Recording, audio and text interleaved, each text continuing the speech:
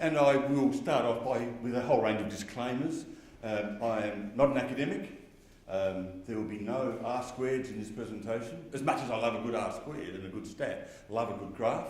I'm an economist, so don't even know anything about psychology or any of that sort of stuff. But as Samantha says, I'm basically a long-term consumer advocate based with a large Uniting Church-based organisation in Adelaide initially, although I've been fairly involved with a range of national issues and some international issues through trying to get up gambling for Alliance of Public Health and issues like processes like that. But what I want to talk today about is more a bit of a discussion. There's nothing here new that I think that you'll see in terms of data. I've tried to pull a bit of data together, and I'm really asking questions. I'm asking for advice. I'm asking for feedback about a strategy, something I've called about developing a roadmap for consumer protection for online gambling. So that's what I'm trying to do. Feel free to jump in, pass comment, but I will be asking questions at the end, and I'm seeking feedback and response. So, you know, there's some ideas here I'm really keen to test. So, we'll start with our good friend Albert Einstein, well-known gambling advocate, who said insanity is doing the same thing over and over and expecting a different result. So that's our starting point. Okay, so let's talk about pokies. Most of us have come from jurisdictions where we've had 20 plus years of experience with poker machines. And what have we learned from pokies? Now look, we can cut and dice this in dozens of different ways, but look, I've just pulled out, for me, what are four sort of big picture messages. That, you know, what have we learned from pokies? Increasing gambling accessibility leads to more gambling harm. Hopefully that's fairly non-controversial, but I'm making the assertion anyway. The more rapid the gambling, the more gambling harm. So poker machines in my state of South Australia increased problem gambling by tenfold.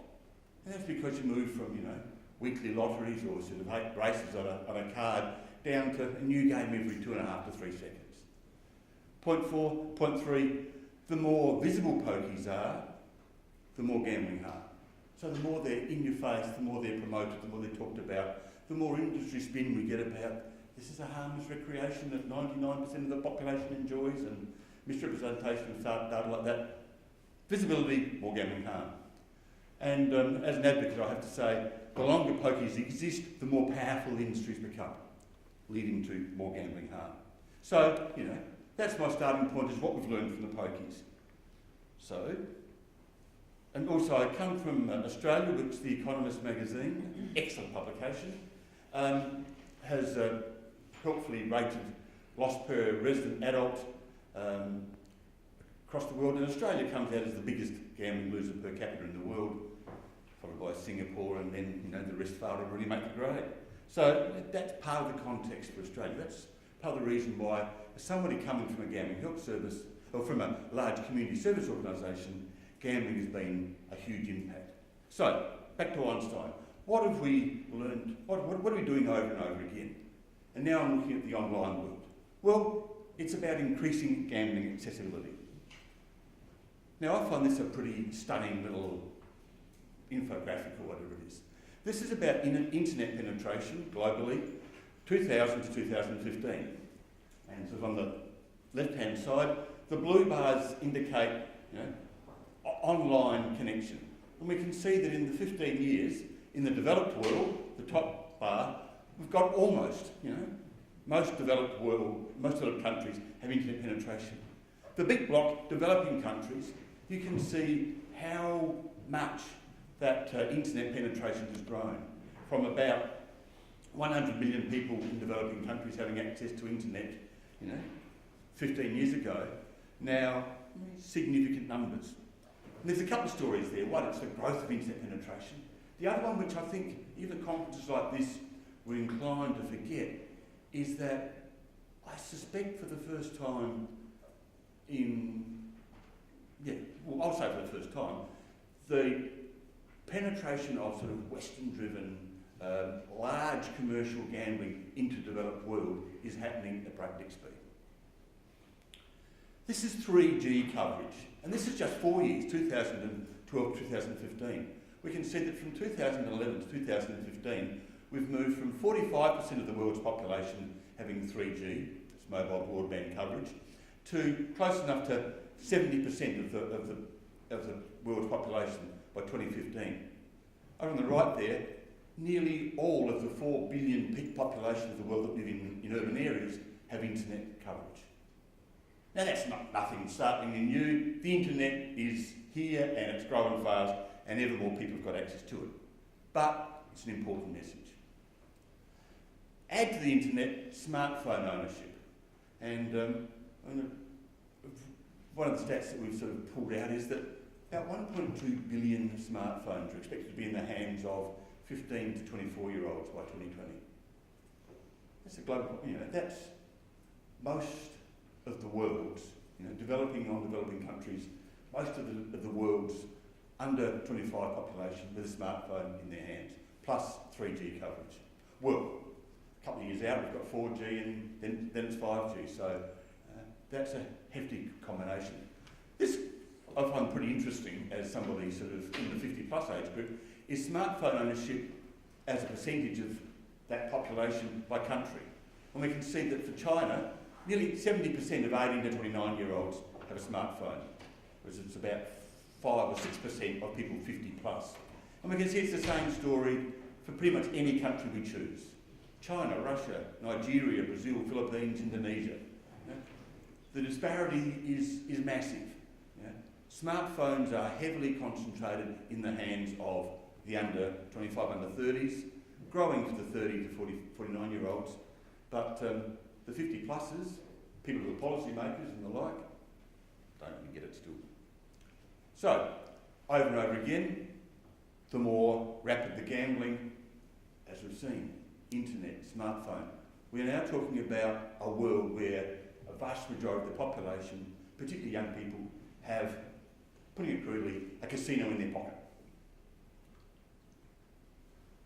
60% of online gambling Hong Kong high school students, and this is in a study by those couple of people there, posted their first online bet at under 12 years of age.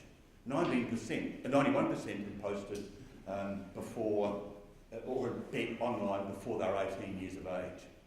The question is, what was the other 9% doing when you look at figures like that? Now, that's one study, one country, but indicative of how accessible online gambling is to what I would say is very young people. This is about the speed of gambling. Because remember, pokies, fast games, every 2.5, 3 seconds. Faster play, more problems. This is, I think, the online equivalent. This is apps, downloadable apps. Predictions are that there will be 200 billion app downloads by 2020. Again, you can see the graph how over the last decade or so, the number of apps has grown phenomenally. So we actually have apps which are able to provide more accessible gambling, and I'm suggesting faster gambling. And roughly 40 to 50% of Apple apps that are downloaded are gambling or gambling related activities. So gambling is big, big, big in the apps world.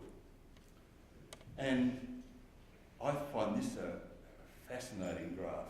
This is users of mobile phone apps by global region, and just 2012, 2013, and projections for 2017. What we see there is the dramatic rise in smartphone app use in the Asia Pacific region. Every other region is sort of declining in proportion, bearing in mind that the use of apps is growing dramatically. But that growth in the Asia Pacific region is huge. And what do we know about gambling regulation in many countries in the Asia Pacific region? We've done a little bit of work on that, and a large number say gambling is illegal. Indonesia, Malaysia, Philippines, it doesn't happen. Wrong. Again, this tells a similar story that by 2017, 47% of mobile phone app users in the world will be from the Asia Pacific region. For me, this is a moral question as well as a story about regulation. What sort of responsibility do we, as people predominantly from first world countries, have to people in developing countries where gambling protections, consumer protections are minimal at best. The more visible gambling is, well, talk to Samantha, she knows all about that stuff. Great presentation yesterday, so I'm not even going to talk about that because she did it so much better yesterday. And the more powerful the industry becomes, the more gambling harm there is.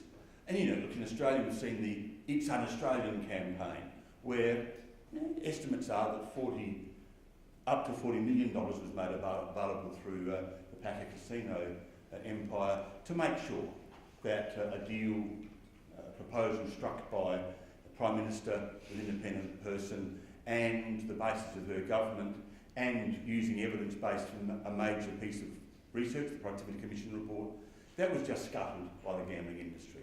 No matter what others tried to do, it was just stomped on. And that's just one example of the power of the industry. I was fascinated. I was invited to talk to a local government in Adelaide a couple of weeks ago about the proposal that the council put up was that they join the new Alliance for Gambling Reform, which is a community-based alliance that we're working on developing. Well, I get there and the CEO of the Hotels Association has also been invited to speak.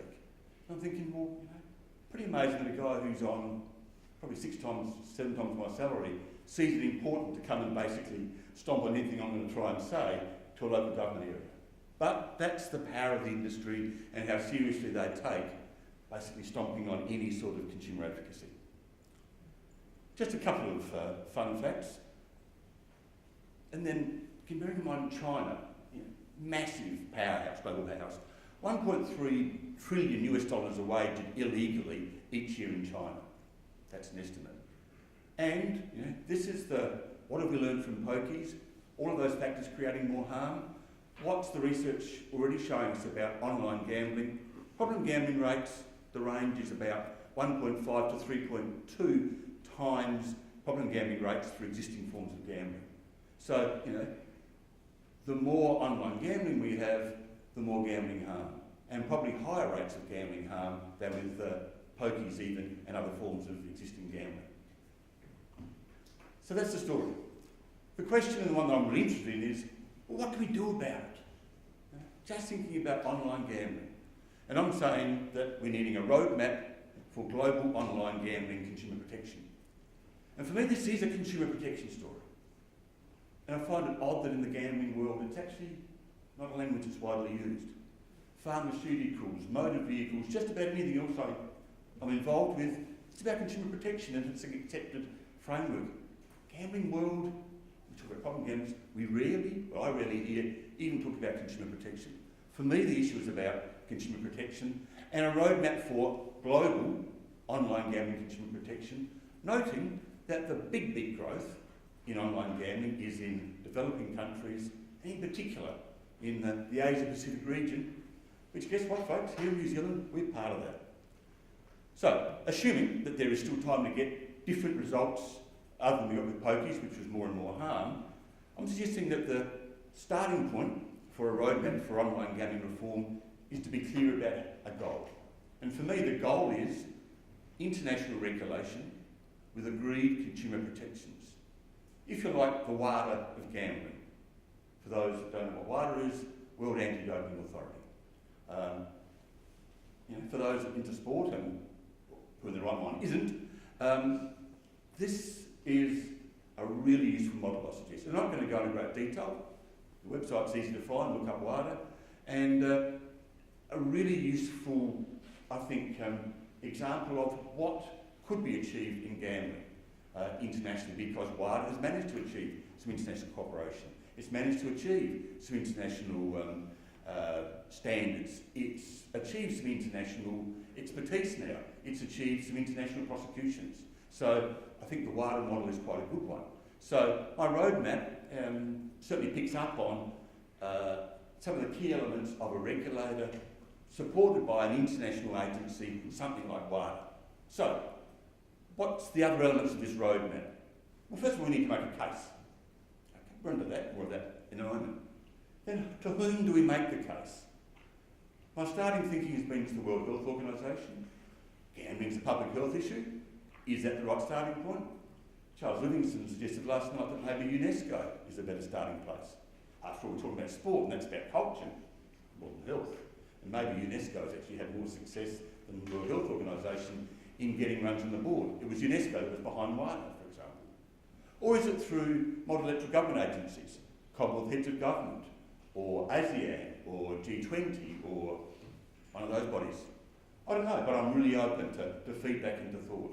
You know, to whom do we take the case for international, for global online gambling regulation?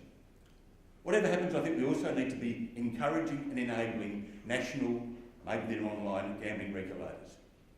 And this is what I tried to make very briefly to the Minister yesterday in the question I asked, which was that New Zealand is so unique because it's one of the very few countries in the world where the national government takes responsibility for gambling regulation.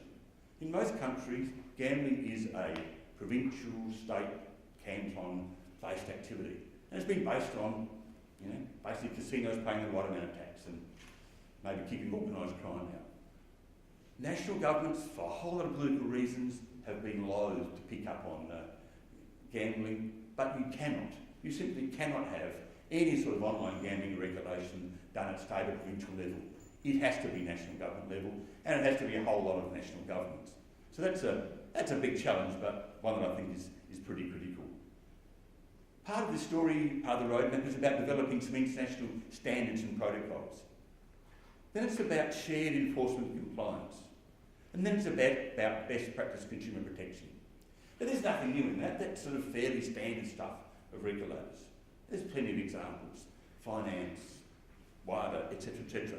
But I suggest that it's the sort of thing that's quite new to the thinking in gambling conferences, gambling areas. So I'm suggesting that I'm urging us to be thinking more about online gambling regulation and these sorts of relatively standard regulatory practices. But how would they look in the online gambling space? Well, I think we need the WIDA equivalent, the Global Online Gambling Agency, or just the Global Online Agency. I think it's a goer. Bad pun, but hey, it's all downhill from here. The roles of this group would be to establish a code for online gambling that would set up minimum standards that would be global, across less developed countries, developing countries, first world countries.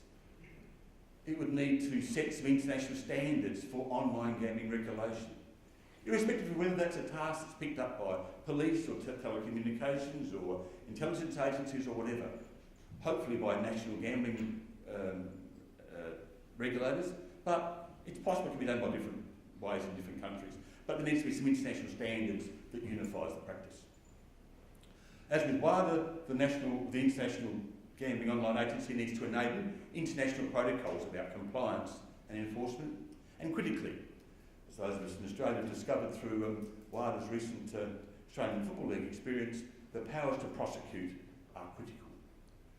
Voluntary codes of practice are great until it comes time for them to work, until it comes time for the rubber hitting the road. And that's where international agencies with powers to prosecute are critical. Second part of the roadmap, national online gambling regulators. And this is a battle I think we're going to have in a number of jurisdictions, but once a couple get it going, then I think it becomes easier for others. But roles include licensing of online gambling providers, developing codes of practice, including, heaven please, around advertising, around sports control, about protection of the credibility and viability of sport. The National Online Gambling Regulator needs, I should say, to be working with the sporting codes to minimise the risk of corruption of sport. The National Online Gambling Regulators need to be monitoring online gambling provision and consumer protections. Then it's the compliance enforcement stuff. They need to be cooperating with gambling regulators from other nations. Need to coordinate national cooperation between police and telecommunications, those trade practices, all those sort of groups. They need to be promoting ongoing improvement in consumer protections. And I think part of the national regulator is about public health awareness campaigns. Okay, number 3, best practice consumer protection standards. Again, this is stuff where I'm really keen to get feedback from you and your colleagues in your ilk about what would best practice consumer protections look like in an online gambling environment. I'll suggest a few to start the ball rolling. How do we actually make sure that we can restrict under 18s, keep them out of online gambling? A challenge, but it's got to be doable. Pre-commitment, making sure that everybody who logs on with their account or whatever has set spending and time limits. No credit betting. Now, this buys a fight from some of the bankers, but at the moment they say, well, online gambling, you gamble out of an account, but you can transfer money from your credit card into that account. Surely that's credit betting. Surely we can at least have a process, and the banks can do it, they just don't want to, unless there's a bit of political clout, process whereby it's, you download from a debit card into an online gambling account. I think there's real potential in the real-time predictive monitoring stuff, which generates warning messages. Predictive monitoring uses wonderful mathematics to be able to observe players' behaviour in real time and using algorithms to be able to predict the likelihood that that person is moving into more problematic gambling behaviour. Can send warnings, can do a range of things. I think we need to be backing predictive monitoring. And of course I think we need online gambling help to be offered on all screens, all devices, at all time. So that's sort of some key elements of the roadmap as I see it. Just a couple of last slides. If we're going to go to a group like the World Health Organisation, we need to understand where gambling sits, where problematic gambling sits vis-a-vis other health issues. And so we've just started to try and pull some stuff together there. Dementia. Estimates are 47, 48 million people worldwide suffering dementia. How many people have got a gambling problem? I mean, if we have 1% of urban-only populations around the world with a gambling problem, that's 40 million people. Now, I don't know if anybody's done a global estimate for gambling, but again, that's a starting number. I'll be keen to hear any advances on that. The other thing we're doing with my organisation running communities is to just try and pull together a bit of a global database. Simple stuff, not a whole lot of information, but the sort of stuff that we can take to any multilateral agency, World Health Organisation, UNESCO. So here's sort of just Nauru in New Zealand, that'd be sort of the ends, and just collecting basic data on population, economy, mobile phone penetration, internet penetration, gambling revenue, online gambling incidents, sport betting, regulations, regulatory bodies, and gambling prevalence, where we can find that. And here's sort of a bit of just a bit bigger for New Zealand, just some of the core stuff. Now, we've done that for about 100 countries, where we can. A lot of countries, no data available because gambling is illegal, therefore it doesn't happen. And that's a challenge to be able to work through that. We started working with some of the new arrival communities in Australia because they're quite keen to talk when we start talking to them about, well, what was your experience in your home country of gambling? It's illegal, but what really happened? And we're starting to get a bit of evidence emerging from that sort of conversation. Anyway, we're putting this, we're hosting, or just putting up this blog data site so anybody can log into that, and I'll be circulating it around a bit later on. Ask you to look at our numbers, and where you've got stuff you can update, please do so, because we want this to be an open source data set that simply gives an international picture in a snapshot as best we can. So, 5 minutes, feedback, strategy, help with data, advice. What nonsense have I talked? Thanks for your time.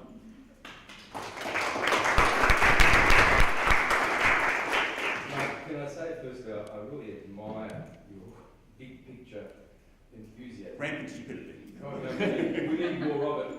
I mean, as you know, in Australia, we're struggling to get the states to agree on a regulatory framework.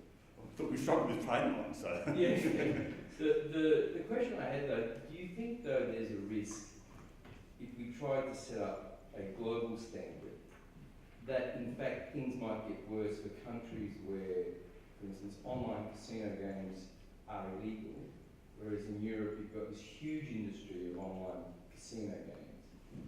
So where would the standard be and who would decide? Because you could have a situation where globally it was agreed that online casino games are okay, and that would open up a market in Australia. I mean, how do you, there's sort of risks that I see in trying to get global agreement, because as bad as our regulation is, we don't allow online casino games, there's a lot of restrictions about the type of games, we don't allow online in-play betting, whereas in the UK and Europe it's widespread. So there are real risks that in fact things might get worse for countries like New Zealand and Australia. Yeah, for me it's more a case of setting some minimum standards where governments approve whatever gambling activity is. So this is not saying that all countries have to legalise or whatever, but it's also the reality that we can say internet or online gambling is illegal in, let's pick on Malaysia. We know it happens, we know it's big. So rather than pretending that online gambling is not happening in some of these places, I reckon we're better off saying, look, here's a global standard, and here's an attempt to start to catch some of the black marketeers, and giving the estimates, rules of thumb, stabs in the dark are that 80-90% of online gambling is from the black market, the dark web, or the dark side, to quote Luke Skywalker, that is. We're only having it about too. But, it is your destiny, Mark, I'm sure it is. but my view is that WADA got going when there was no sport in the world had any doping issues. There was no drugs in sport anymore. But, if there was in other places, what might it look like? And I think that's how it's going to have to be with the gambling world, that of course we're talking about other countries, not ours. But of course, you start the ball rolling. And I think the online world is becoming big enough that it's starting to become politically important. So, the risk you raise is real, but for me, no action is probably a much worse result than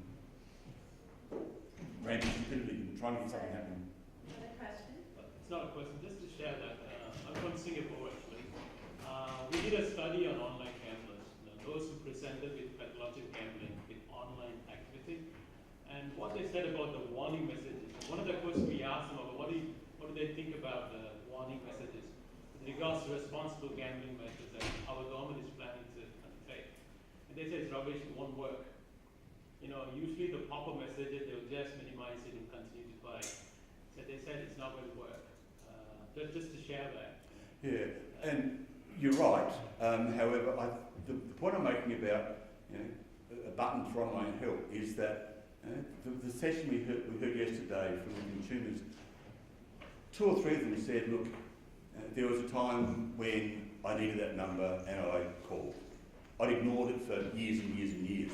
But I think having access to help available every screen, every time, is still some help for those that need it when they need it. And it won't be 50%, it'll be 0.01% or whatever. But that's what they said was, like the offline gambling, the real physical casino site, they could exclude themselves. They would like to have a similar, measure actually online as well. They said it might work very well. Because this is all digital, that's quite doable. That's about code. It's quite possible. It's about the policy, it's about the public policy that's the critical issue here, I reckon.